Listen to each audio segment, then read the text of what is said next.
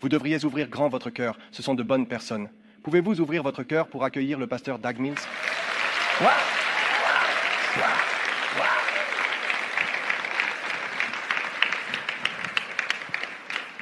Prions. Père, merci pour aujourd'hui. Quelle bénédiction nous avons de te servir. Quelle bénédiction nous avons d'être en ta présence. Nous sommes reconnaissants, cher Seigneur. Reconnaissant. Touche nos vies aujourd'hui par ta puissance. Fermez les portes. Nous te remercions au nom puissant de Jésus. Et tout le monde a dit Amen. Vous pouvez vous asseoir. Alléluia. C'est un privilège d'être ici ce matin. Combien savent que Dieu va vous toucher aujourd'hui?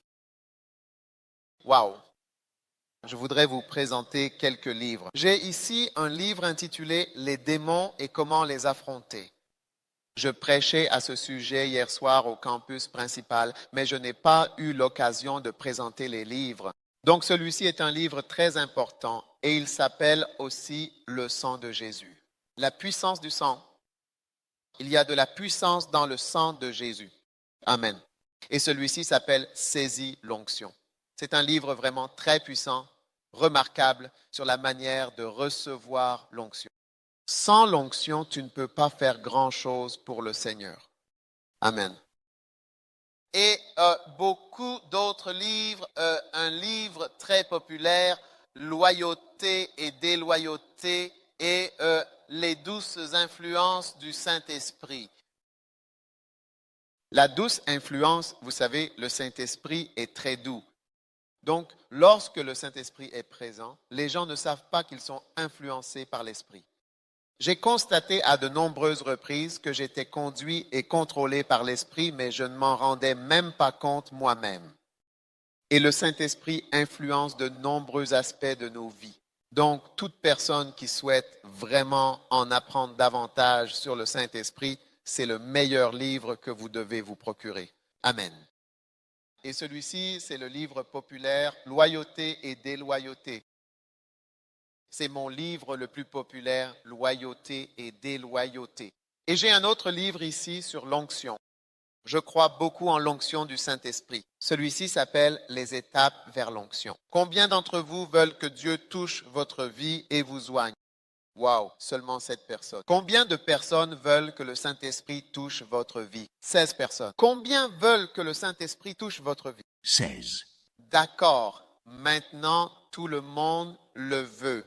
Et voici un livre très puissant sur l'art du leadership. Wow! Être un bon leader est quelque chose de très important et c'est l'un des meilleurs livres jamais écrits sur l'art du leadership. Alors procurez-vous un exemplaire, ce sera une grande bénédiction pour vous. Et enfin, l'art d'entendre.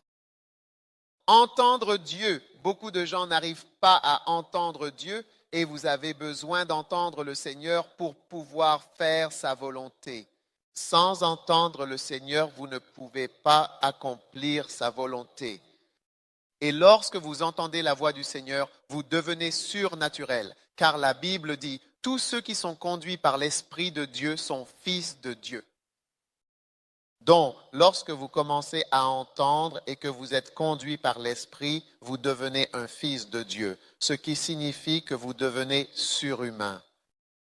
Comme vous finissez par avoir raison dans beaucoup de choses que vous faites et dans les décisions que vous prenez, et cela vous fait dépasser l'ordinaire. C'est donc ce que la Bible veut dire lorsqu'elle dit « Tous ceux qui sont conduits par l'Esprit de Dieu sont fils de Dieu ». Vous passez d'un être humain ordinaire à quelqu'un de surhumain. Amen. Et je vois ici un autre livre intitulé « L'art de suivre ». J'ai tellement de livres que j'écris depuis des années. Nous avons plus de 10 millions de livres imprimés. Donc ces livres ont été lus et annotés, lus et appréciés dans de nombreuses langues également, mais ils sont tous ici aujourd'hui, je crois. Un livre est très important. Pourquoi un livre est-il important? Parce que Dieu nous a tant aimés qu'il a envoyé son Fils Jésus mourir sur la croix pour nous et il nous a laissé un livre, la Bible. Donc depuis 2000 ans, nous connaissons Dieu à travers un livre. Personne ici ne peut me dire que vous connaissez Dieu d'une autre manière. C'est à travers la Bible que nous connaissons tous Dieu. Donc, c'est en lisant un livre que nous avons appris à connaître Dieu. Les livres sont donc très importants. Les pasteurs en particulier aiment les livres. Amen. Ce sera donc une grande bénédiction pour vous. Procurez-vous quelques livres. Je sais que Dieu va toucher votre vie. Amen. Ce matin, je voudrais vous parler du salut et de la guérison. Amen.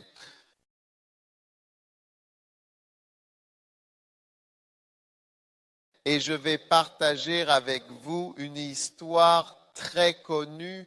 Je crois que cela va toucher votre vie.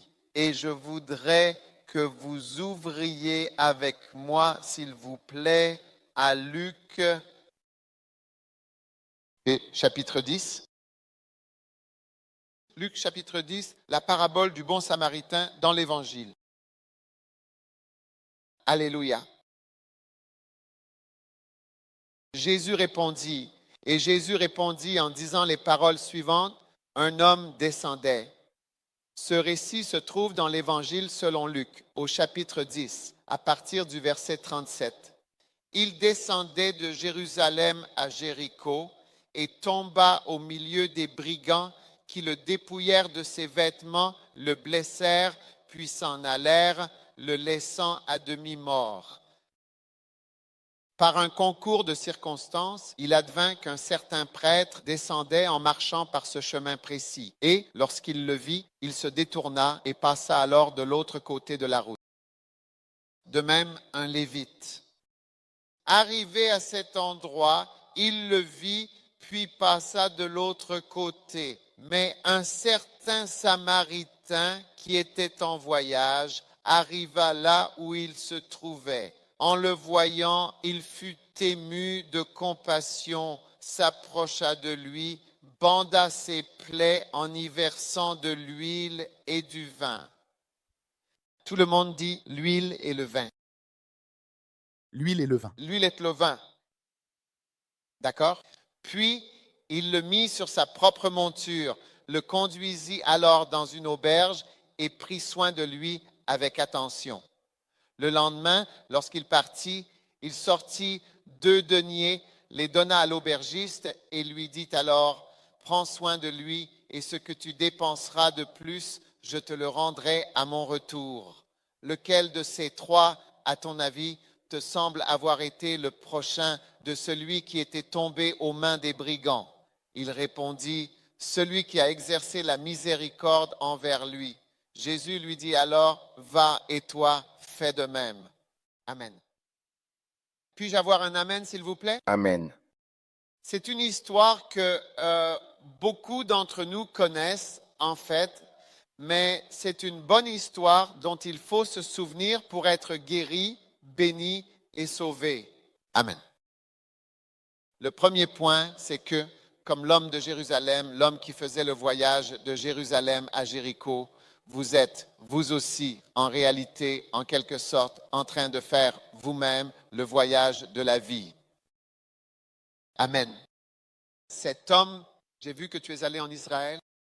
Donc, lorsque tu vas en Israël, tu verras la route de Jérusalem à Jéricho et tu remarqueras que c'est une route particulière. Elle serpente un tout petit peu et en arrivant à la première ville en dehors de Jérusalem, tu trouves Jéricho juste là. Et c'était une route que les gens empruntaient tout le temps à pied. Donc la prochaine fois que tu vas en Israël, assure-toi de regarder la route de Jérusalem à Jéricho. Combien d'entre vous vont en Israël cette année? 1, 2, 3. N'oublie pas de faire attention à cette route, d'accord? Alors, cet homme-là, il marchait sur cette route. Et tout comme il marchait sur la route de Jérusalem à Jéricho, toi aussi tu es en voyage. Tout le monde dit, je suis en voyage. Où commence ton voyage? Ton voyage commence à ta naissance et il se termine à ta mort. C'est la fin de ton voyage. Ton voyage commence à ta naissance et il se termine à ta mort. Quand tu meurs, le jour où tu meurs, c'est la fin de ton voyage. D'accord? Et beaucoup de gens ne veulent pas vraiment penser à la fin du voyage. Mais tu dois absolument y penser parce que si tu ne prends pas le temps de bien prévoir la fin du voyage, tu pourrais te retrouver avec de gros problèmes car la fin du voyage est tout aussi importante que le début, voire parfois même plus importante parce que tu dois vraiment te demander en toute honnêteté comment tout cela va-t-il se terminer finalement. Un jour, il y avait 2 grenouilles qui vivaient dans une rivière. Est-ce que vous avez des grenouilles aux Philippines? Oui. Il y avait donc 2 grenouilles qui vivaient dans une rivière et la rivière s'est asséchée. Alors, les 2 grenouilles ont décidé, allons chercher un meilleur endroit où rester parce qu'ici, c'est trop sec. Elles ont donc quitté le lit de la rivière qui était vraiment sec et ont commencé un petit voyage. Et puis, elles sont tombées sur un puits profond. Et l'une d'elles a dit, « Oh, sautons dans le puits. Et tu sais, vivons là-bas parce qu'il y a de l'eau. Il va y avoir de l'eau. » Mais l'autre grenouille a dit à ce moment-là, « Et si on saute dans le puits et que l'eau s'assèche, comment allons-nous réussir à sortir de là? » Tu m'écoutes? Oui. Donc, tu te rends compte que parmi ces 2 grenouilles, l'une pensait à l'avenir. Prêche la parole. Qu'est-ce qu'on va faire s'il n'y a pas d'eau dans ce puits? Parce que comment allons-nous sortir de ce puits profond? Tu sais, certaines personnes ne pensent pas à la fin. Certaines personnes ne pensent pas à l'avenir. Certaines personnes ne pensent pas à la fin du voyage, mais il faut penser à la fin du voyage. Tu n'es pas obligé d'être comme la grenouille qui a dit « sautons simplement dedans » sans penser à ce qui va se passer plus tard. Et si tu ne peux pas sortir et qu'il n'y a pas d'eau, tu vas avoir de gros problèmes. D'accord? Donc, pour la plupart de nos voyages, on connaît le début et on connaît la fin. Mais dans ce voyage qu'est la vie, d'accord, personne ne connaît la fin de la vie. Ecclésiaste chapitre 9, verset 12 dit « L'homme ne connaît pas non plus son heure, comme les poissons qui sont pris dans un filet funeste et comme les oiseaux qui sont pris au piège du filet. Ainsi, les fils de l'homme sont pris au piège au temps du malheur lorsqu'ils tombent soudainement sur eux. » Être chrétien, c'est véritablement être constamment conscient de l'éternité. Car dans ce voyage de la vie, vous connaissez tous votre date de naissance, mais vous ne connaissez pas en revanche votre date de décès. Et vous savez, je me souviens d'une fois où j'étais en Amérique et je suis allé au cimetière. Et j'ai vu ces personnes qui étaient enterrées là-bas. Et je pense que la famille avait acheté l'emplacement pour être enterrée. Donc le mari était décédé et puis la femme n'était soit pas décédée, donc ils inscrivaient les 2 noms. Donc si vous alliez être enterré là, ils inscrivaient le nom de la personne décédée. Je me souviens d'une tombe où la femme était décédée, mais le mari ne l'était pas. Alors ils ont écrit son nom, Jane Untel a vécu de telle date à telle date. Ensuite, pour le mari qui était encore en vie, ils ont écrit son nom, né à telle date, puis un tiret, et il y avait un espace laissé vide en attendant qu'il vienne lui-même combler ce vide quant au moment exact où il viendrait. Quand il viendra, alors ils rempliront l'espace à ce moment-là. Donc, la plupart d'entre nous ne savent pas quoi mettre dans cet espace, n'est-ce pas? Mais, donc, la Bible dit, tu sais, parce que je vais te faire cela, prépare-toi à rencontrer ton Dieu. Mon Dieu. Alors, tu dois te demander, es-tu prêt à rencontrer Dieu aujourd'hui? Si tu meurs aujourd'hui, seras-tu prêt? Tu sais? Seras-tu prêt? Iras-tu au paradis ou en enfer? Et si tu allais juste comme ça en enfer? Tu sais, quand la Bible parle du riche qui est allé en enfer, la Bible nous dit que lorsque le riche est descendu en enfer, il a voulu en sortir. Tu sais, il voulait s'échapper, il voulait envoyer un message. Mais le problème, c'est qu'il y a une route de la terre, c'est-à-dire un chemin terrestre, qui part depuis la ville de Manille et qui mène tout droit jusqu'au paradis, c'est-à-dire le lieu céleste. Et il y a une autre route de cette terre, Manille, jusqu'en enfer. Mais il n'y a pas de route de l'enfer vers le paradis, ni du paradis vers l'enfer. Donc où que tu entres, tu y es coincé. Et c'est comme la grenouille qui saute dans le puits. Quand tu es là-dedans, tu es coincé. Alors tu dois te demander, es-tu prêt à rencontrer ton Dieu? Certaines personnes pensent, oh, la mort, ce n'est pas pour maintenant. Je suis trop jeune pour mourir. Mais quand tu vas te tenir sous un manguier, tu vois des feuilles vertes et des feuilles brunes. Tu ne vois pas seulement de vieilles feuilles brunes, tu vois aussi des feuilles vertes. Cela veut dire que de jeunes feuilles fraîches tombent au sol et que des feuilles plus vieilles tombent aussi au sol. Ce ne sont pas seulement les personnes âgées qui meurent, n'importe qui peut mourir à tout moment.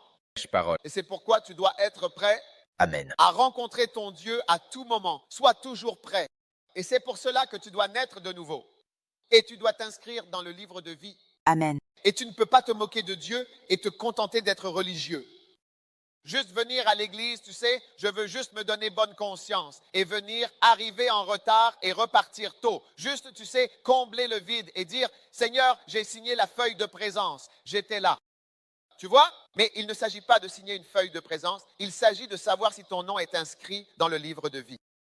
Tu sais, beaucoup de gens sont dans les églises aujourd'hui, mais ils ne sont pas nés de nouveau. Oui, la Bible dit qu'il y avait 10 vierges. 5 étaient sages, 5 étaient folles.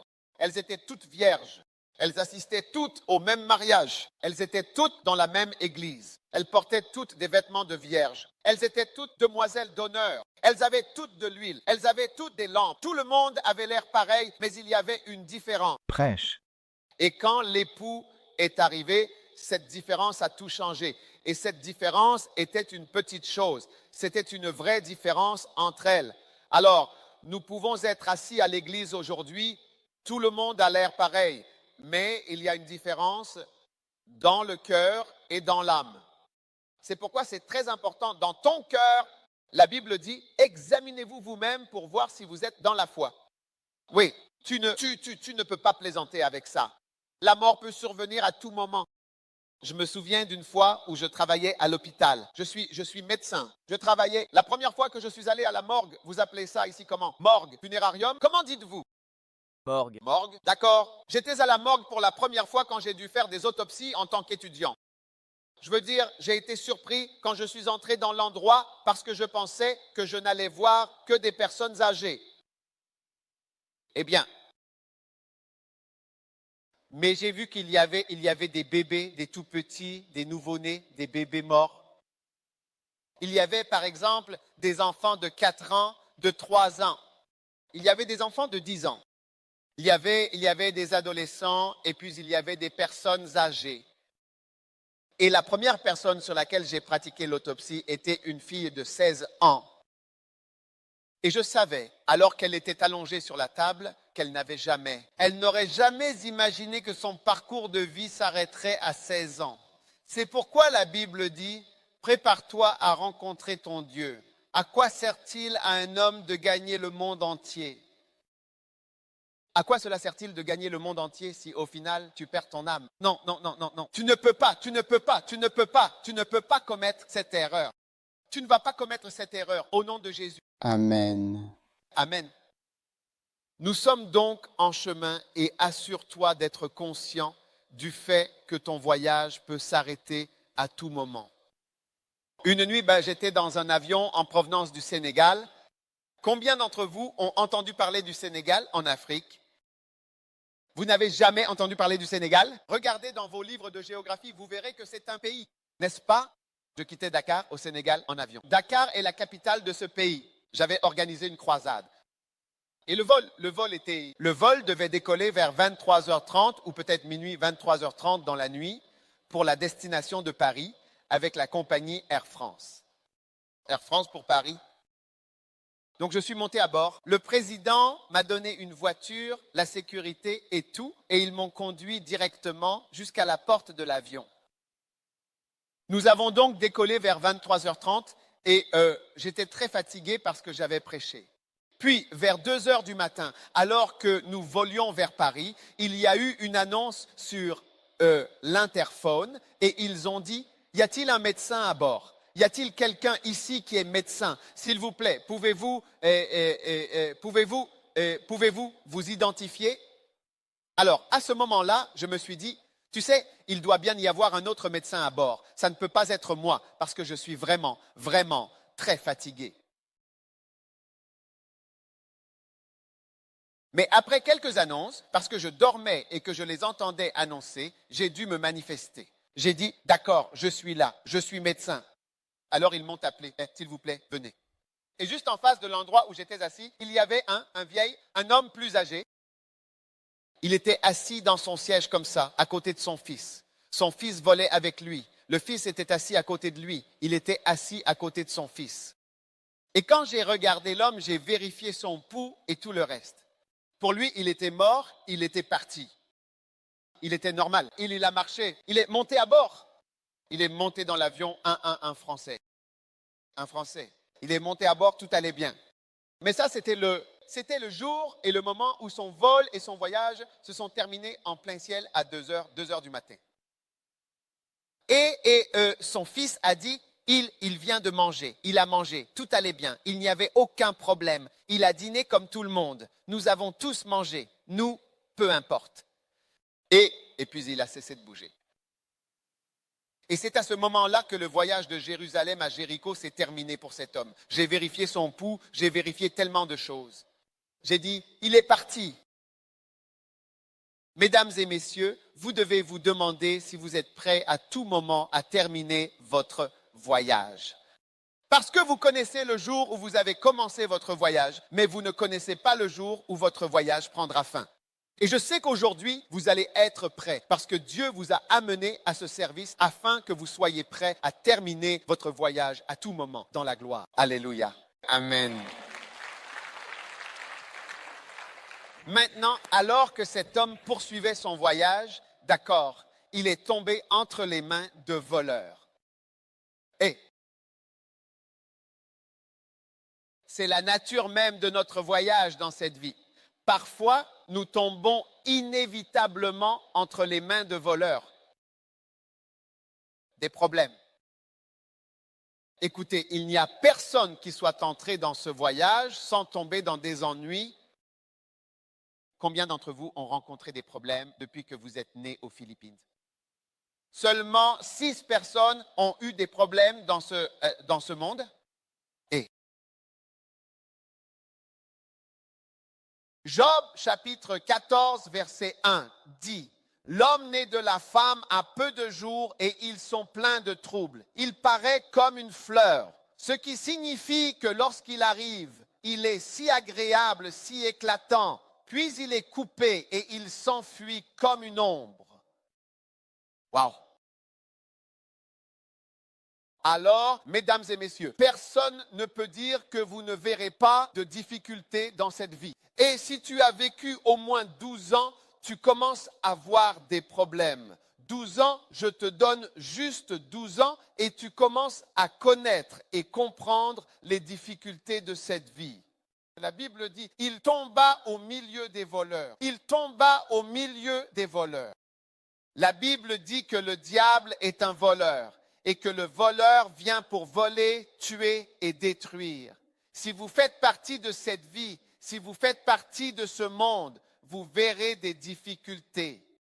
Vous aurez besoin d'aide, vous aurez besoin de miracles, vous aurez besoin de la grâce, vous aurez besoin de l'aide de Dieu si vous faites partie de ce monde, si vous faites partie de ce monde. Je ne sais rien de vous, mais je peux vous dire que si vous faites partie de ce monde dans lequel nous vivons, vous aurez besoin de Dieu et vous aurez besoin d'aide tout au long de votre vie.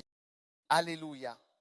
Alors cet homme est tombé entre les mains de voleurs et il s'est retrouvé dans de gros ennuis. Un prêtre est alors arrivé sur les lieux. C'était un pasteur. Il s'est approché doucement et a simplement dit « Hé !» Mais dès que le pasteur a aperçu qu'il y avait des ennuis, qu'une situation problématique était en train de se produire, il a immédiatement réagi et a déclaré « Non, non, non, je ne veux pas m'impliquer dans ces problèmes. » Vous voyez ce que je veux dire? Beaucoup d'entre nous ne veulent pas se mêler des problèmes des autres. Vous voyez, le pasteur Samral nous demande d'aller aider avec le programme alimentaire. Et certains d'entre nous, nous passons notre chemin parce que nous sommes les gens bien, les gens prospères, parce que vous êtes sur le campus sud. N'êtes-vous pas le campus le plus prospère? Non, n'êtes-vous pas ici le campus de la prospérité? Oui, vous êtes le campus prospère. Mais vous voyez, quand Dieu vous bénit et que vous devenez un prêtre et que tout va bien pour vous et que vous voyez quelqu'un en difficulté, vous voyez, les gens veulent passer rapidement et c'est comme si vous ne vouliez pas regarder là-bas. Vous ne voulez pas voir ce qui se passe là-bas, mais c'est une erreur. Ensuite, la Bible dit, un lévite est passé. Un lévite. Il n'était pas prêtre, mais il était comme un prêtre. Il n'était pas pasteur, mais il était dans l'église. Il était diacre, responsable, quelque chose, un ancien. En formation, il était dans la chorale.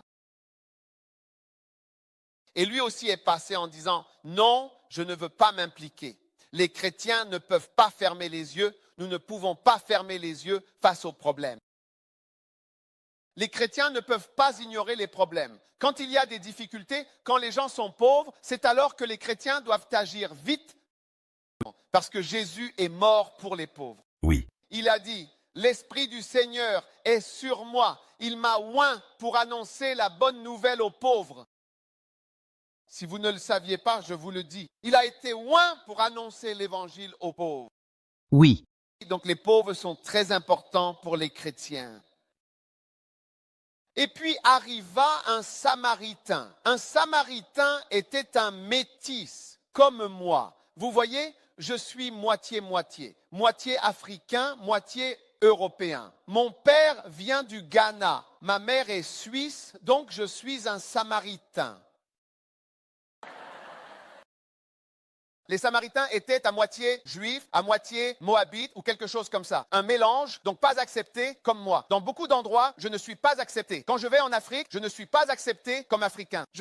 Ils m'appellent homme blanc. Quand je vais en Europe, ils m'appellent homme noir. Donc je n'appartiens à aucun endroit. J'appartiens à la mer. Je suis au milieu. C'est vrai. Alors, à ce moment-là, est devenue une personne qui n'était pas vraiment acceptée dans la société et il a vu cet homme qui était tombé aux mains des voleurs. Beaucoup de gens aux Philippines sont tombés aux mains des voleurs.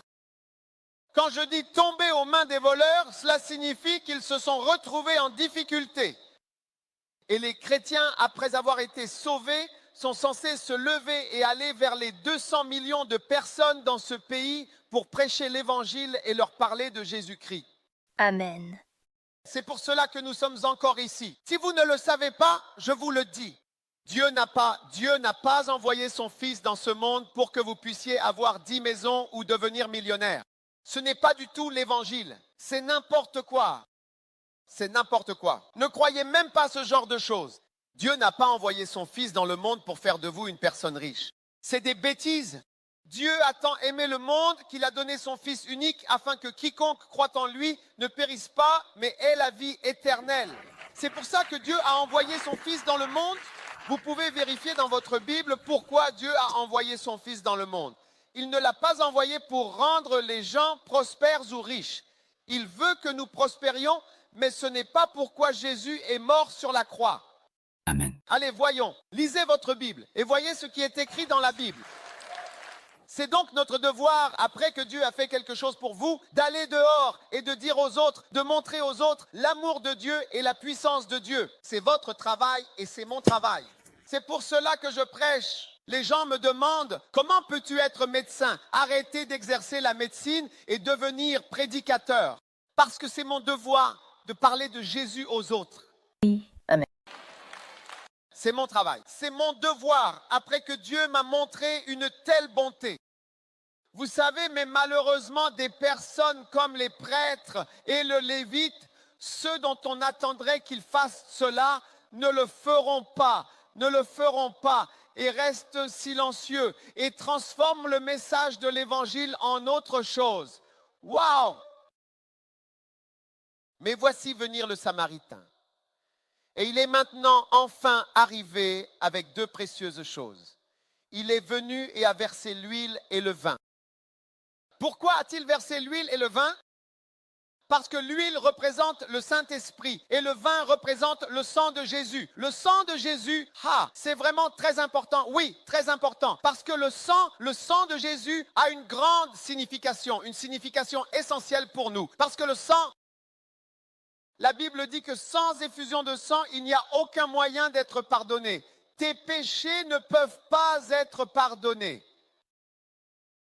Le christianisme est une religion fondée sur le sang. Qu'est-ce qui peut laver tes péchés? Combien ici sont des pécheurs? 16 pécheurs ici. Waouh! Qu'est-ce qui peut laver tes péchés? Rien d'autre que le sang de Jésus. Amen. Rien d'autre que le sang de Jésus Amen. peut laver tes péchés et les miens. Oui. Combien ont déjà menti? Un mensonge, tu as déjà menti. Faites un petit signe de la main dans l'église, comme ça. Qui a déjà raconté une centaine de mensonges depuis sa naissance, de la naissance à aujourd'hui? Si c'est ton cas, fais-moi un signe de la main. Oui, beaucoup d'entre nous. Certains d'entre vous ne lèvent pas la main pour 100 mensonges parce que vous en avez dit environ 1000. 1000 mensonges. Cela fait de toi un menteur. Combien d'entre vous ont déjà volé quelque chose? Eh bien, tu ne veux pas peut-être lever la main? Combien ont déjà volé du poulet dans le ragoût de leur mère? La cuisine de ta mère? Levez la main. Tu l'as pris et ta mère est venue. Et il n'y avait plus de poulet dans le plat. C'est fini. Tu pensais que c'était des légumes, mais à l'origine, il y avait du poulet dedans. C'est devenu des légumes. Qui parmi vous a déjà été jaloux? Seulement 2 personnes sur cette rangée ont déjà été jalouses. 1, 2, Vous voyez, alors qu'avons-nous ici sur le campus sud? Des voleurs jaloux et menteurs. C'est ce que nous sommes. Et qu'est-ce qui peut effacer ces péchés? Le sang de Jésus-Christ. Amen. Il est dit que par le sang de... Si tu confesses ton péché, il est fidèle et juste pour te pardonner et te purifier. Je te purifie, je te nettoie. Le sang de Jésus nous purifie. Oui. Sans ce nettoyage, tu ne pourras jamais aller au paradis. Peu importe ce qui est prêché et ce que tu pratiques, les bonnes œuvres ne peuvent pas t'emmener au paradis. Être une bonne personne ne peut pas te faire aller au paradis. Peu importe à quel point tu es bon, tu restes un pécheur. Oui. Peu importe combien je prêche, cela ne peut pas non plus m'emmener au paradis. Un jour, peut-être que tu entendras que je suis mort, ou bien j'entendrai que tu es mort. On ne sait pas qui partira le premier. Mais un jour, quand tu apprendras que je suis mort et que je suis parti, lorsque je me tiendrai devant les portes du paradis, je ne dirai pas « ouvre la porte parce que j'entre car j'ai prêché ». Non, la même raison qui me permettra d'entrer au paradis est la même raison qui te permettra d'y entrer. Oui. C'est que nous sommes lavés par le sang de Jésus. Je dis, s'il te plaît, ouvre-moi cette porte. Le sang de Jésus a effacé mon péché. Tu ferais mieux d'ouvrir, j'arrive. Waouh! Parce que ce n'est pas par des œuvres de justice. Ce n'est pas par ce que tu as fait ou ce que tu n'as pas fait. C'est par la puissance du sang de Jésus-Christ. Amen. Et donc cet homme est venu et a versé le sang. La Bible dit que nous sommes rachetés par le sang. Il est dit, car la vie est dans le sang. Là où le sang ne va pas, il y a la mort. La vie est dans le sang. Lévitique 17, verset 11 dit, la vie est dans le sang. Il y a de la puissance dans le sang. Oui. J'ai dit qu'il y avait du pouvoir dans le sang. C'est pourquoi l'homme a versé le sang. Et c'est pourquoi Jésus veut verser son sang dans ta vie, effacer tes péchés et inscrire ton nom dans le livre de vie. Amen. Un jour, j'étais à l'hôpital et tu sais, à ce moment-là, mon professeur m'a appelé. Il m'a dit, viens voir quelque chose. Et quand je suis arrivé, il y avait un homme allongé sur le divan, nu, et il m'a dit de toucher sa jambe. Je ne voyais rien d'anormal chez cet homme. Il a dit, touche la jambe. Alors, je l'ai touché et il a dit, touche l'autre jambe. Donc, j'ai touché cette jambe, puis j'ai touché l'autre, et immédiatement, j'ai remarqué que la jambe gauche était chaude et la jambe droite était froide. Et, ai-je dit, qu'est-ce que c'est? Et il m'a montré, il a dit, c'est une chose très étrange qui est arrivée à cet homme. Il a dit, cet homme a eu un accident, c'est-à-dire qu'il lui est arrivé un incident qui a causé des blessures et quelque chose a frappé sa jambe, ce qui a eu pour conséquence de couper l'apport sanguin dans la cuisse, tu sais. Cela signifie que le sang n'a plus pu circuler normalement dans cette partie de la jambe. Mais il faut préciser que tout cela s'est produit en interne, à l'intérieur du corps, sans que ce soit forcément visible de l'extérieur. Donc le sang n'est pas allé dans la jambe depuis déjà quelques jours. Oui, et eh bien, vous savez, nous avons dû procéder à l'amputation de la jambe parce que le sang avait cessé d'y circuler. Tu vois, quand la Bible dit « car la vie est dans le sang », là où le sang ne va pas, il n'y a qu'une seule chose, la mort. Là où le sang de Jésus ne va pas aux Philippines, il y a la mort.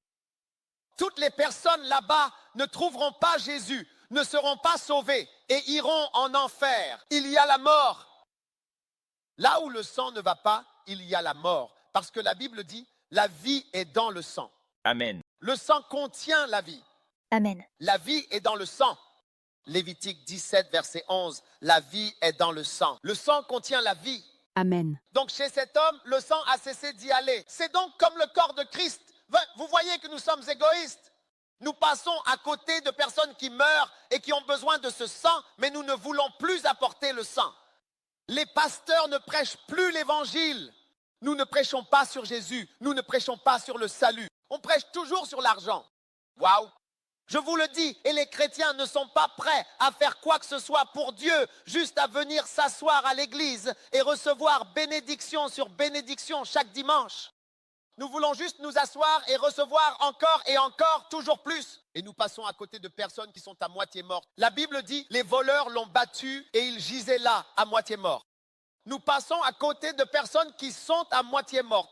Le monde entier est à moitié mort, attendant ce sang, attendant ce sang. Là où le sang n'arrive pas, toute la région meurt. Nous sommes assis là, à passer notre chemin, prêts à ne rien faire. Nous sommes en train de construire une église ici. Vous ne donneriez pas votre argent. Certains d'entre vous ont beaucoup à donner. Vous ne donnez que des miettes, des gouttes et des cacahuètes.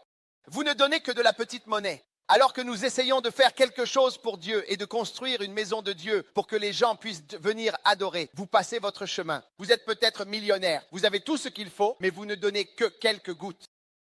Nous passons notre chemin. Nous ne voulons pas nous impliquer. L'homme était là, à moitié mort. 200 millions de personnes aux Philippines attendent. Beaucoup d'entre eux sont comme cet homme, à moitié mort, espérant que quelqu'un s'arrêtera. Mais tout le monde est trop bien, trop juste, trop gentil, trop chic. Hé! Vous m'écoutez? Oui. Je m'en fiche si vous n'aimez pas mon message. Je prêche toujours. Oui. Trop chic pour salir nos mains et nous impliquer dans le vrai travail. Nous nourrissons des gens. Vous ne lèveriez même pas le petit doigt. Vous passez simplement à côté des gens à moitié morts. Nous dormons dans des chambres. Nous avons tout et les gens n'ont rien. Nous ne nous arrêterions pas. Nous sommes les gentils chrétiens d'aujourd'hui. Waouh! Mais il y avait ce Samaritain. Dieu merci pour. Certains d'entre vous ont été rejetés dans la vie. Très souvent, lorsque Dieu veut vous utiliser, vous êtes rejetés. C'est pour cela que Dieu vous utilise. Parce que vous êtes d'abord rejetés par les gens. Et c'est là que vous voyez que Dieu vous relève, parce que l'homme vous rejette et Dieu vous accepte. Et même si les gens disent, oh, laisse-le tomber, laisse-la partir, elle n'est rien, inutile. Alors Dieu dit, tu me plais. Et ce Samaritain était un rejeté. Il n'était même pas accepté en Israël, mais c'est lui-même qui est vraiment venu et a versé le sang, a versé l'huile. Et aujourd'hui, je vous le dis, Dieu nous appelle parce qu'il a été bon envers nous. Il nous a bénis. Amen. Nous passons à côté de personnes à moitié mortes. À moitié mortes. À moitié mortes. Lisez votre Bible. Lisez votre Bible. À moitié morts, ils l'ont battu et l'ont laissé à moitié mort. Ils sont, quand je dis à moitié morts, ils vivent. Mais c'est comme si c'était à moitié. La moitié de la vie consiste à ne pas travailler. Oui. Ensuite, il a aussi versé l'huile. L'huile représente le Saint-Esprit et la puissance de Dieu. Guérison, miracle, puissance. La Bible dit, qui est semblable à Dieu parmi les dieux? Glorieux en sainteté, redoutable en louange, accomplissant de grandes et admirables merveilles. Dieu est un Dieu de merveilles. Amen. Dieu est vraiment un Dieu de merveilles. Amen. C'est pourquoi il n'a pas seulement versé le sang, mais il a aussi versé l'huile. La puissance du Saint-Esprit qui fait des merveilles. Dieu est un Dieu de merveilles. Amen. Amen. Miracle, puissance. Vous ne voyez jamais Jésus sans puissance. Vous ne voyez jamais Jésus sans miracle ni guérison. Amen. Ça va? Voulez-vous que je prie pour vous? Vous partez? Je vais prier pour vous avant que vous ne partiez. Laissez-moi prier pour vous maintenant. Donnez-moi de l'huile, donnez-moi de l'huile.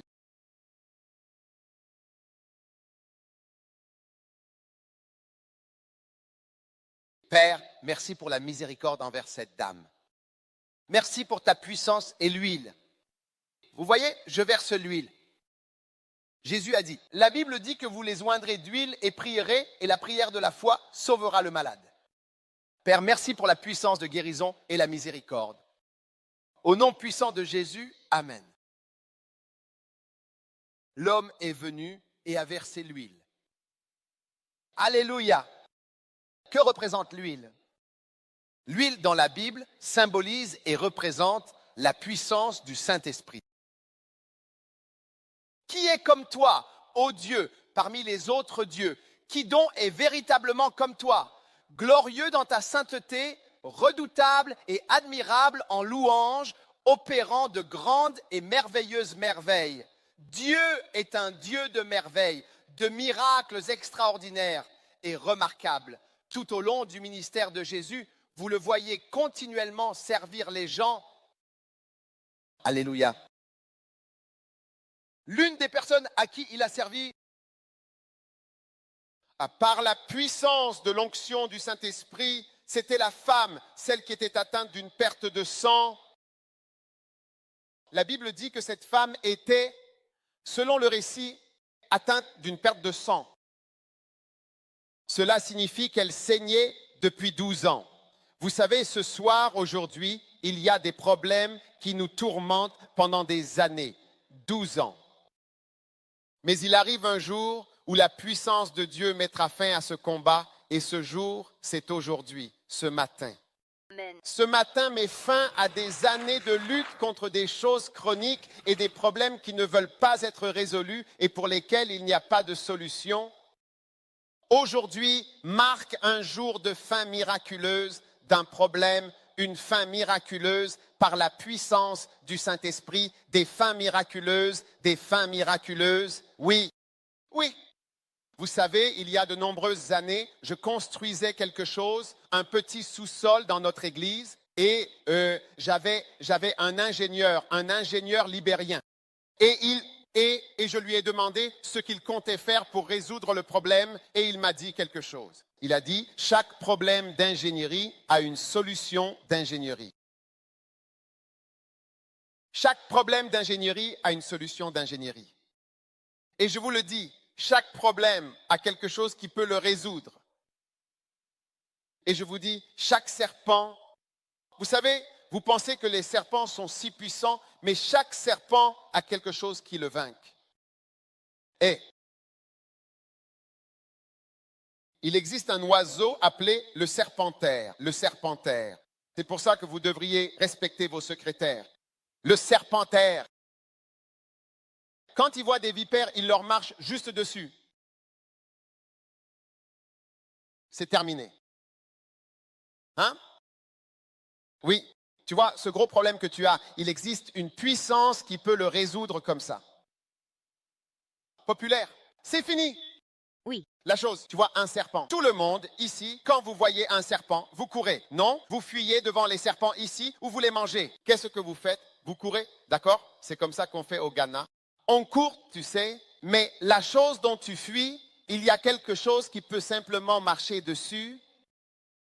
Je l'ai vu dans un film. J'ai applaudi. J'ai dit, waouh, quel oiseau! Je veux avoir un tel oiseau dans ma vie. Aujourd'hui, je veux vous dire que, quel que soit le problème que vous avez, il y a quelque chose qui peut le résoudre, et c'est Jésus. Alléluia. Amen. Jésus peut résoudre tous les problèmes. La Bible dit, au nom de Jésus, tout genou fléchira et toute langue reconnaîtra et confessera que Jésus-Christ est Seigneur. Amen. Combien croient en la puissance du Saint-Esprit? Amen. Et cette femme, pendant 12 ans, elle a souffert. La Bible dit, elle a beaucoup souffert entre les mains de nombreux médecins. Et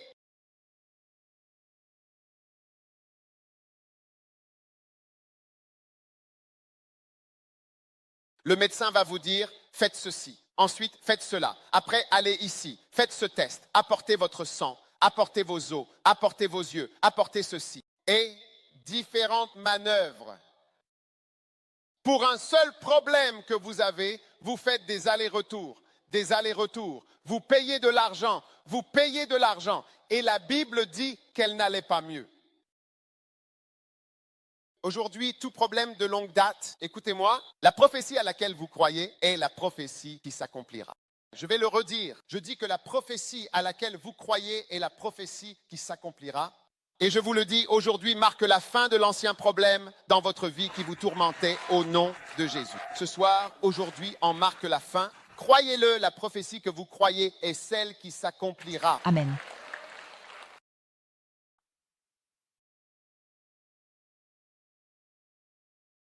Et la Bible dit que lorsqu'elle a entendu parler de Jésus, oui, lorsqu'elle a entendu parler de Jésus, elle a alors décidé résolument de venir à Jésus.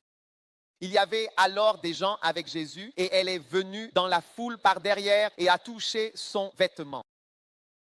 Vous savez, pourquoi a-t-elle touché son vêtement? Parce qu'elle était juive. Vous voyez? Elle savait que l'onction était versée sur les vêtements du prêtre, donc le prêtre est alors... Il est oint depuis la tête et cela coule sur sa barbe et jusque sur ses vêtements. Elle savait donc que les vêtements d'une personne ointe sont aussi oints, alors elle ne voulait pas s'embêter à toucher autre chose que ses vêtements parce que l'onction descend de la tête, passe par la barbe d'Aaron et va jusqu'aux vêtements. Ainsi, les vêtements sont aussi oints et elle savait que si je peux seulement toucher le bord de son vêtement, je serai guérie.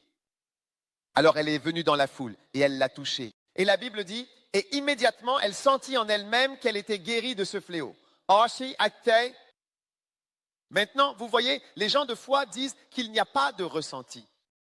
Comme, oh, je ne me laisse pas guider par ce que je ressens. Alléluia. Ici, il y avait des sensations. Souvent, les gens témoignent, ressenti de la chaleur, eu chaud, senti quelque chose se passer, ressenti ceci, ressenti cela. Vous voyez? Parfois, on ne ressent rien, mais il y a des moments où l'on ressent quelque chose. Et cette femme, elle, la Bible dit, elle sentit en elle-même qu'elle était guérie de ce fléau. Et Jésus aussi, sachant en lui-même qu'une force était sortie de lui, se retourna dans la foule et dit, « Qui a touché mes vêtements? Qui m'a touché ?» Et Pierre lui dit, « Comment peux-tu demander qui t'a touché? Ne vois-tu pas la foule qui te presse de toutes parts? » Vous savez, parce qu'il y a des gens, ils sont là, mais ils ne reçoivent jamais de miracle. On peut être proche, mais ne rien recevoir parce qu'on est tellement familier qu'on ne reçoit pas de miracle. Mais aujourd'hui, il y a un tournant dans ta vie. Amen. J'ai dit qu'aujourd'hui est un tournant dans ta vie. Aujourd'hui est un tournant dans ta vie. La prophétie à laquelle tu crois est celle qui s'accomplira. Amen. Amen. Écoute, quand je quitterai cet endroit, tu verras que tu vas te rappeler de ce matin comme du moment où un changement a eu lieu à partir d'aujourd'hui. Amen. Je dis que la prophétie à laquelle tu crois est vraiment celle qui va s'accomplir dans ta vie. Celle à laquelle tu ne crois pas ne s'accomplira jamais. Celle à laquelle tu crois est celle qui arrivera. Et il a dit, qui m'a touché? Mais Pierre et les autres ont dit, quoi? De quel miracle parles-tu? Ah, pourquoi parles-tu de miracle? Et Jésus a dit, quelqu'un m'a touché. Je sais que c'était une touche de foi. La foi, chaque fois que tu t'approches d'un homme de Dieu, est foi en Dieu. La puissance de Dieu agit. La puissance de Dieu agit pour te guérir. Et la foi. Ne touche pas avec un... Tu sais, parfois, si les gens touchent avec un toucher de convoitise, ils vont te caresser. Oh, c'est un toucher de convoitise ou un toucher d'amour ou quelque chose comme ça, tu vois. Ou un toucher sans aucune émotion. Mais là, c'était un toucher de foi, comme je crois que je suis en train d'être guéri. Amen. Donc, un toucher de foi. Un jour, j'ai serré la main de quelqu'un dans mon église, tu sais, et elle ne s'est pas lavée pendant 2 jours parce que je lui avais serré la main. Elle croyait tellement au fait que je l'avais touchée et que la puissance de Dieu était sur sa vie. Elle ne voulait pas se laver, donc elle ne s'est pas lavée pendant 2 jours parce qu'elle avait touché un homme de Dieu.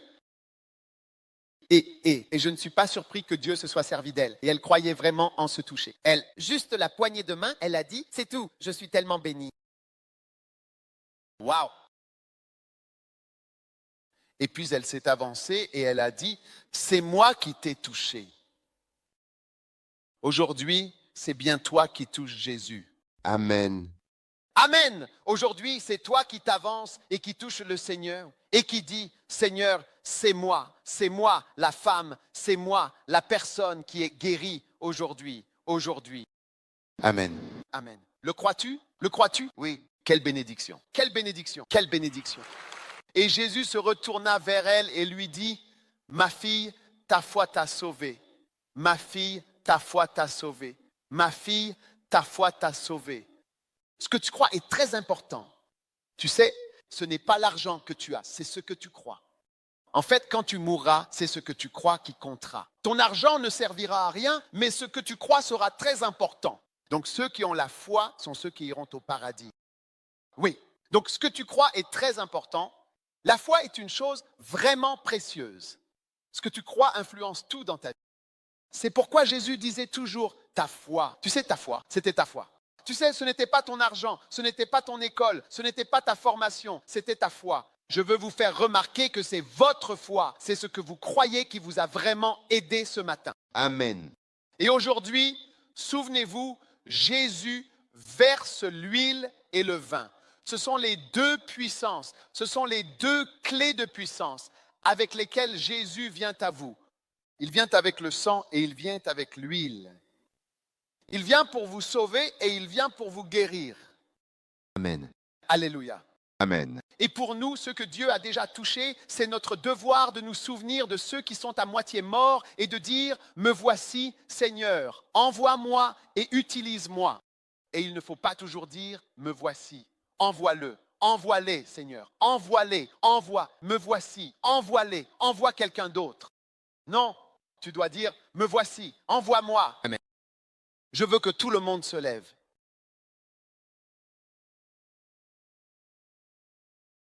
Levez-vous, tout le monde, écoutez. Je veux prier avec vous dans un instant. Nous allons aussi prier pour des miracles, mais je veux prier avec vous. Fermez simplement les yeux, tout le monde. Écoutez attentivement. Rappelez-vous, quand j'ai commencé, je vous ai dit, à vous tous qui écoutez, qui regardez ailleurs, écoutez très attentivement. Écoutez très attentivement.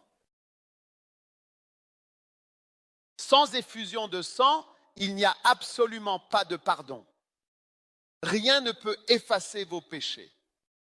Seul le sang de Jésus-Christ. Rien ne peut vraiment effacer les péchés de votre vie, absolument rien. Seul le sang précieux de Jésus-Christ. Aujourd'hui, alors que nous sommes ici, c'est le grand miracle. C'est le plus grand des miracles. Si tu es ici ce matin et que tu n'es pas, toi, vraiment né de nouveau, ce que je veux dire par né de nouveau, c'est que si tu meurs aujourd'hui ou demain et que tu n'es pas sûr d'aller au ciel ou en enfer, alors il faut vraiment que je prie avec toi. C'est très important. Parce que personne ne sait quand le voyage de sa vie va se terminer. Personne ne le sait. Si tu es ici aujourd'hui et que tu veux dire, pasteur, je veux que le sang de Jésus lave mes péchés. Je veux aller au ciel. Je ne connais pas Dieu. En fait, je ne suis pas sûr de ce qui m'arriverait si je devais mourir maintenant. Si tu es ici dans ce cas, que tu veux que je prie avec toi, que tu veux donner ta vie à Jésus, que tu veux naître de nouveau ce matin, que tu veux dire, pasteur, aide-moi à connaître Dieu. Je ne veux pas aller en enfer. Je veux que ma vie soit avec Dieu. Je veux donner mon cœur et ma vie à Jésus-Christ. Si tu es ici ce matin dans cet état d'esprit, alors lève la main là où tu te trouves. Lève-la haut. Que Dieu te bénisse. Ne pense à personne d'autre. Lève simplement ta main, je vais prier avec toi. Je vois toutes vos mains. Je vois tellement de mains, même dans la chorale, là-bas au fond, partout. Je ne suis pas sûr, pasteur. Je veux que le sang de Jésus lave mon péché. Je veux donner ma vie à Dieu. Je ne veux pas aller en enfer et je ne suis pas sûr. Je veux donner mon cœur à Jésus-Christ ce matin. Alors je veux que ta main droite soit levée. Ta main droite doit être levée. Que Dieu te bénisse. Que Dieu te bénisse, que Dieu vous bénisse. Je vois toutes vos mains. Maintenant, si vos mains sont levées, je veux que vous fassiez encore une chose. Venez vers moi avec votre main levée comme ça. Venez simplement ici. Je vais prier pour vous, ici devant. Venez vers moi, juste ici. Rien d'autre que le sang de Jésus ne peut laver vos péchés. Venez devant. Venez à Dieu. Venez à Jésus. Donnez-lui votre vie aujourd'hui, ta vie. Que Dieu te bénisse. Viens à Jésus. Oui, je veux prier avec toi. Ne sois pas simplement religieux. Tu as besoin de Dieu. Tu as besoin du sang. Oui, tu as besoin de l'huile et du vin. Allez, viens. Viens devant. Viens par ici. Laisse-moi prier avec toi. Quelle bénédiction. Viens à Dieu ce matin. Viens à Jésus, s'il te plaît. Allez, viens par ici. Viens par l'arrière. Viens par le côté. Viens d'où tu veux. Je veux donner ma vie à Dieu. Allez, tu as besoin du sang. Tu as besoin de l'huile. Tu as besoin du vin. Tu as besoin de Dieu.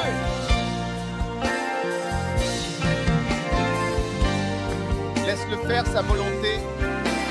Allez, viens tout devant. Viens tout devant. Viens à Jésus. Viens à Jésus. Viens. Donne-lui ta vie. Donne-lui ta vie aujourd'hui. N'attends pas, fais-le aujourd'hui, sans hésiter. Viens à Jésus. Viens à Jésus. Approche-toi de Jésus. Viens à Jésus. Viens à Jésus. Il faut savoir que le laisser faire, c'est vraiment la voie à suivre. Écoute, regarde-moi un instant. Écoute. Peux-tu imaginer être dans un service comme celui-ci aujourd'hui? Et peut-être un jour mourir et aller en enfer après avoir entendu ce que tu as entendu. Je ne veux pas que tu fasses cette erreur. Si tu es encore debout dans l'assemblée, tu veux dire, pasteur, je veux mettre de côté mon orgueil. Je veux que Jésus entre dans ma vie. Viens devant. Je te donne une chance de plus. C'est ta dernière chance. Viens à Jésus. Que Dieu te bénisse. Je te vois. Je te vois. Je te vois. Allez, viens. Aujourd'hui est ton jour de salut. Donne-lui ta vie. Donne-lui ta vie aujourd'hui. Donne-lui ta vie. Allez, mon ami. Qu'est-ce que tu attends? Viens à Jésus. À Jésus. Laisse-le, s'il te plaît, faire ce qu'il souhaite. Laisse-le suivre sa volonté. Waouh, waouh, quelle bénédiction. Quelle bénédiction. Récemment, j'ai conduit quelqu'un à Jésus, une jeune femme. J'ai prié avec elle. C'était un dimanche matin comme celui-ci. Elle était morte 3 semaines plus tard. On m'a apporté une photo. Ils m'ont dit, cette femme est morte. J'ai dit, pourquoi, comment, qui est-ce? Elle a dit, c'est un service. Tu es en train de la conduire à Jésus. Nous ne savions pas qu'elle allait mourir dans 2 ou 3 semaines. Tu vois, tu ne sais jamais quand ton voyage va se terminer. Tu dois être prêt, tu dois être prêt. C'est pourquoi je t'adresse cette invitation, parce que j'ai besoin que tu sois prêt. Parce que tu connais le jour où tu as commencé, mais tu ne connais pas le jour où ce voyage prendra fin. Levez les mains. Si vous voulez encore les rejoindre, vous avez encore une chance. Je ne veux pas que vous repartiez après ces 7-là avec peur. Vous penserez, j'aurais dû y aller. Pourquoi y suis-je allé? J'aurais dû y aller. Pourquoi? À quoi pensais-je? Pourquoi n'y suis-je pas allé? Pourquoi ai-je donné ma vie à Jésus? Vous pouvez encore venir quand nous prions. Levez les mains. Que toute la congrégation lève la main et dise cette prière avec moi. Ce que je prie, répétez-le après moi, s'il vous plaît. Dites, Jésus, merci pour aujourd'hui. Je viens à toi, tel que je suis. S'il te plaît, pardonne-moi. Je suis un pécheur. Je suis perdu. Mais aujourd'hui, j'ouvre mon cœur et je reçois Jésus. Dites, je reçois Jésus comme mon sauveur, mon maître, mon Seigneur, Père céleste. S'il te plaît, lave-moi avec le sang de Jésus. S'il te plaît, purifie-moi avec le sang de Jésus. Aujourd'hui, je reçois le sang de Jésus pour me laver, pour me purifier de tous mes péchés. Merci Père de m'avoir sauvé. Levez vos deux mains et dites, merci Jésus. Merci Jésus d'être mort pour moi, de m'avoir aimé, de m'avoir pardonné. À partir d'aujourd'hui, j'appartiens à Jésus. À partir d'aujourd'hui, j'appartiens à Dieu. Je servirai Dieu. J'appartiens à Jésus. Merci Père de m'avoir sauvé aujourd'hui. S'il te plaît, écris mon nom dans le livre de vie. Livre de vie. Dites, mon nom est. Mentionnez votre nom. Mon nom est. S'il te plaît, écris ce nom dans le livre de vie. En ce beau matin, je m'inscris simplement dans le livre de vie. Merci. Merci Jésus de m'avoir sauvé et d'avoir inscrit mon nom dans le livre de vie. Au nom de Jésus, je prie. Maintenant, dis-le. Il est très important que tu le dises. Répète après moi, Satan. Satan, Écoute attentivement. À partir d'aujourd'hui, je ne te suivrai plus. Je ne t'obéirai plus. J'appartiens à Jésus-Christ. Et je servirai Jésus-Christ. Levez les mains et dites merci Jésus. Je t'aime Jésus. Je suis à toi maintenant. Je t'appartiens maintenant. Je vais te servir maintenant. Merci Seigneur. Au nom puissant de Jésus. Amen. Alléluia. Quelle bénédiction. Quelle bénédiction. Quelle bénédiction. Maintenant, où vont-ils? Que font-ils? Qui est ici? Après le service? Qu'est-ce qui ne va pas? Yada, écoutez, il y a une salle qui s'appelle Yada. Tout le monde dit Yada. Dites encore Yada. Êtes-vous sérieux à propos de ce que vous venez de prier? Combien d'entre vous sont sérieux? Oui, dès que nous aurons terminé, chacun de vous ira directement dans la salle Yada. Il y a quelque chose que nous avons là-bas pour vous. Ne dites pas que vous n'en avez pas besoin, vous en avez besoin. C'est très important, aussi important que de s'avancer, parce que si vous avez pris la peine de faire le premier pas, il faut aussi faire le deuxième. Ne dites pas, écoutez, moi je sais. Vous ne savez pas. Vous ne savez pas, c'est pourquoi nous avons besoin que vous veniez dans la cour. Nous devons parler avec vous. Nous allons prier avec vous et nous allons vous aider à devenir un vrai et un chrétien fort. Est-ce que je peux avoir un amen de quelqu'un? Quelle bénédiction. Alléluia. Alors, s'il vous plaît, retournez à vos places. Nous allons maintenant prier pour la guérison, pour des miracles. Amen. Waouh. Que Dieu vous bénisse. Vous pouvez retourner à votre place. Il ne nous reste que 3 minutes, mais je veux encore prier. Waouh. Il déverse. Quelles sont les 2 choses qu'il verse? Je ne vous entends pas. L'huile et le vin. Waouh, quelle bénédiction.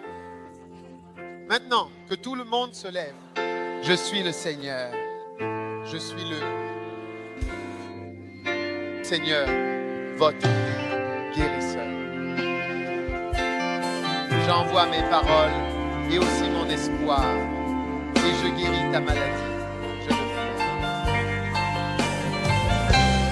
Je suis le Seigneur, votre guérisseur. Je suis le Seigneur, votre guérisseur. Est-ce que tout le monde peut se lever, s'il vous plaît? Je suis le Seigneur,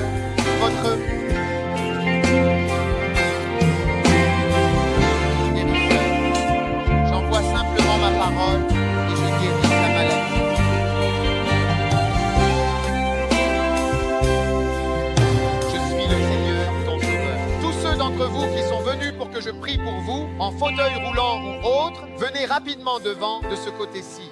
Certains d'entre vous sont venus. Alignez-les simplement ici. Fauteuil roulant et toutes sortes de conditions. La puissance de Dieu est ici. Maintenant, écoutez, prions un instant.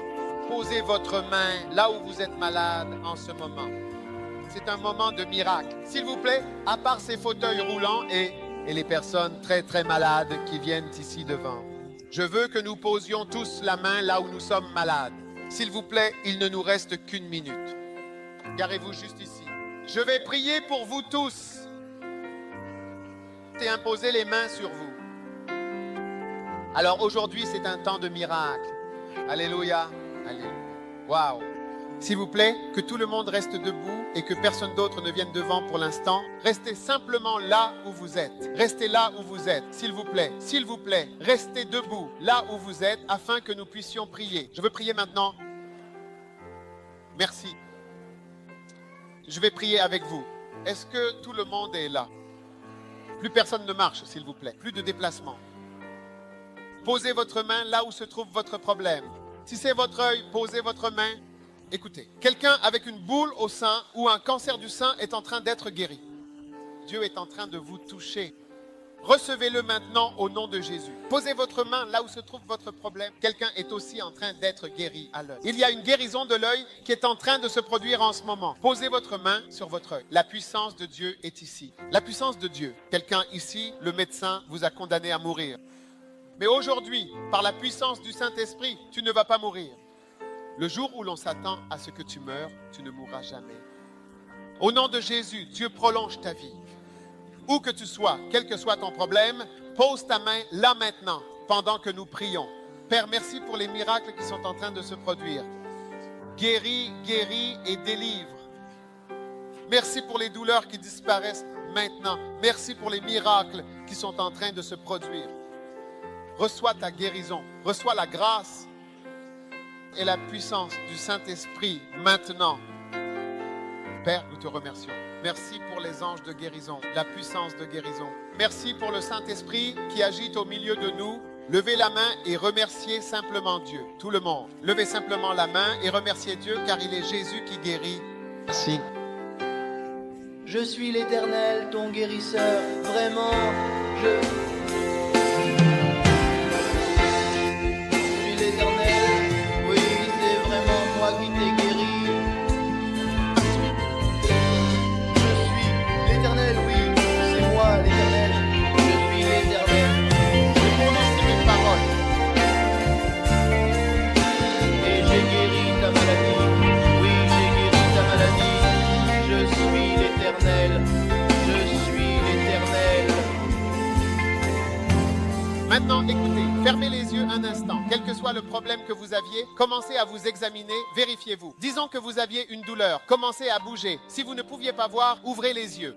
En ce moment même, beaucoup de choses sont en train de se passer. La puissance du Saint-Esprit est ici. Ça se passe maintenant, pas dans le futur. En ce moment, quelque chose est en train de se passer. Recevez-la, recevez-la, recevez la puissance. Vous ne pouviez pas marcher, levez-vous et soyez guéris. Quel que soit le problème avec lequel vous êtes venu, quelque chose est en train de se passer. La puissance du Saint-Esprit agit de cette manière. Recevez-la, commencez à vous examiner tout de suite. Examinez-vous maintenant, quelque chose s'est passé. Il se passe toujours quelque chose. La puissance du Saint-Esprit est ici. Père, nous te rendons grâce.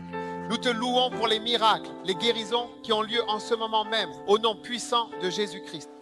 En ce moment même, où que vous soyez, si Dieu vous a touché, toute tête inclinée, tout œil fermé, si Dieu vous a touché, non pas que vous croyez que cela arrivera dans le futur, mais en ce moment même, vous pouvez sentir que quelque chose s'est passé. Dieu vous a touché.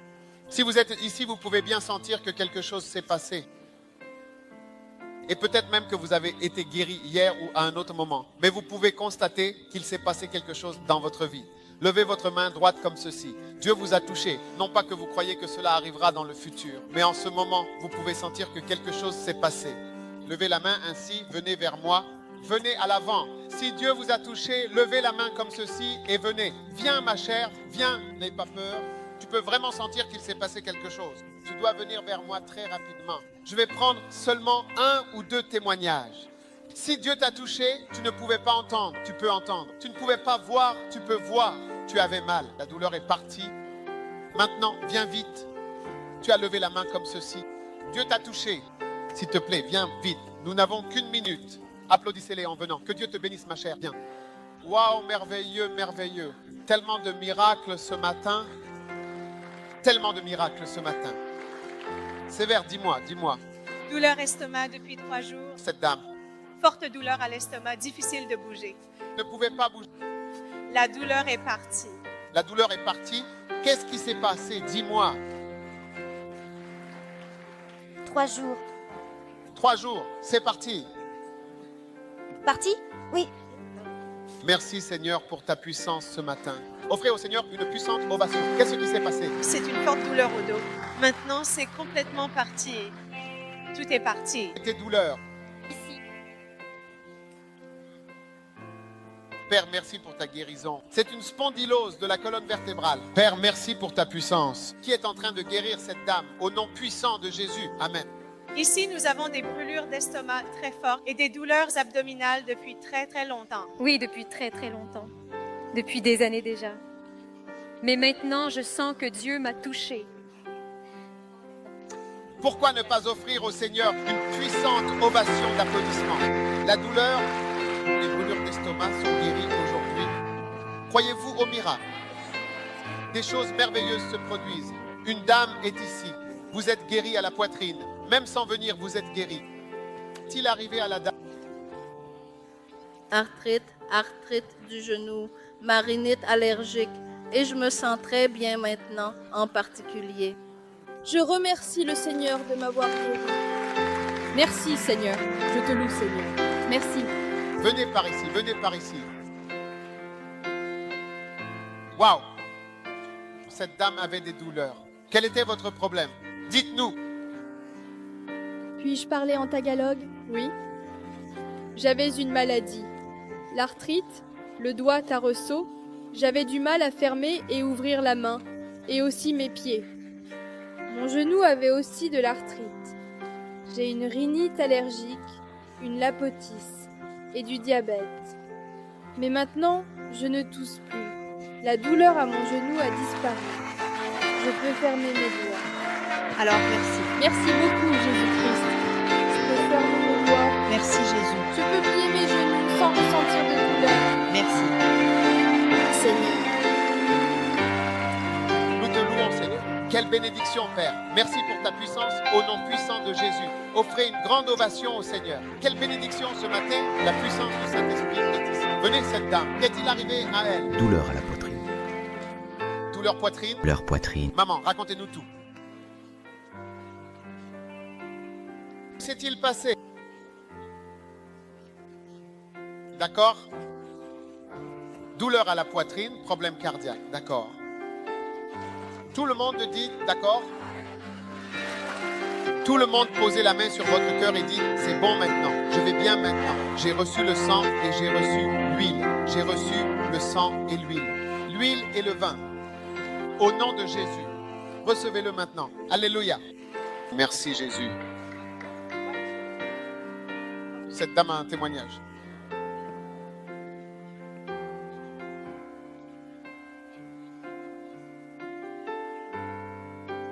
Y a-t-il quelqu'un d'autre qui a été touché? Tellement de miracles. Avant, il avait besoin d'aide pour marcher. Ils peuvent marcher maintenant.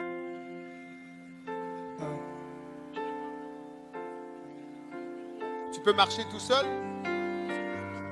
Il n'a jamais pu marcher tout seul. C'est la première fois qu'il marche seul. Il n'est pas complètement guéri, mais il croit à une guérison totale. Waouh! Applaudissez le Seigneur pour cet homme qui ne pouvait pas marcher seul. De quelle maladie souffrait-il? Je ne vous l'attribue pas. Une autre condition. C'est au niveau de son cœur. Et il ne pouvait pas marcher comme ça, alors marche, marche.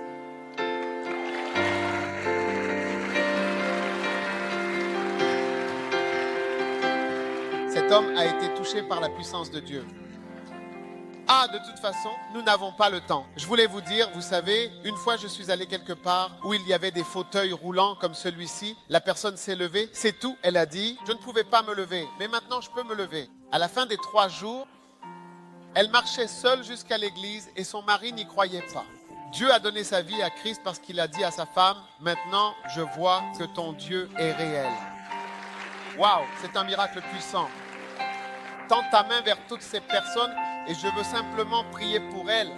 Donnez-moi un peu d'huile, s'il vous plaît. Je veux juste toucher, verser l'huile et le vin. Mon Dieu. Père, merci. Merci pour la guérison. Merci pour la guérison. Tends ta main. La puissance de Dieu coule ici. Merci pour la guérison. Merci pour ta puissance miraculeuse. Mon Dieu, merci. Tu es le Seigneur Jésus.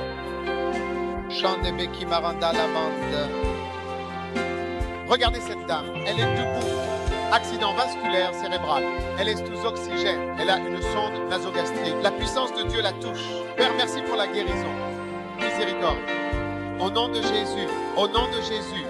Jésus, merci de tout mon cœur. Merci Jésus. Alléluia. Et de ce côté aussi, recevez votre guérison. Laissez-moi prier avec vous. Tu vivras et tu ne mourras pas. Tu vivras et tu ne mourras pas. Tu vivras et tu ne mourras pas.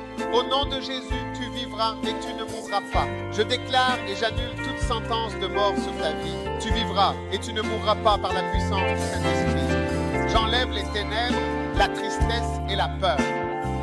Au nom de Jésus, Satan, ton pouvoir est terminé.